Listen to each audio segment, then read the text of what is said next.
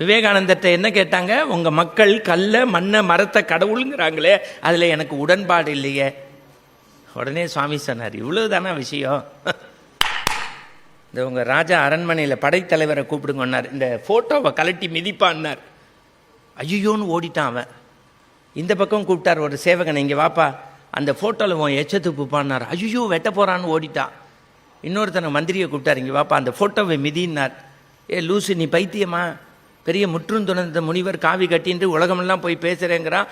ராஜாவுடைய தாத்தா ஃபோட்டோவை மிதிங்கிற, அதில் எச்சத்துப்புங்கிற, தூக்கி போட்டு உடங்கிற. ஐயோ ஐயோ அப்படின்னா அந்த ராஜாட்ட சொன்னார், என்னப்பா உங்கள் தாத்தா ஃபோட்டோவை உடைக்க சொன்னால் எப்படி சொல்கிறான்? ஏ பைத்தியம், அதுக்குள்ளே என் தாத்தா இருக்கார், இதுக்குள்ளே என் அப்பா இருக்கார், இதுக்குள்ளே என் தாத்தா இருக்கார், இதுக்குள்ளே அப்பா இருக்கார். இப்போ சுவாமி விவேகானந்தர் சொன்னார், இந்த உலகத்தில் எவனோ வரைந்த ஓவியத்துக்குள்ளே உன் தாத்தாவும் உன் அப்பாவும் இருக்கிறதா நீ நம்புற? உன் அரண்மனை நம்புறதுன்னா கல்லுக்குள்ளேயும் மண்ணுக்குள்ளேயும் மரத்துக்குள்ளேயும் கடவுள் இருக்கிறதா ஏண்டா எந்து நம்பக்கூடாது? அதுதான்டா இந்து தர்மம்னார். அதான் சுவாமி விவேகானந்தர்.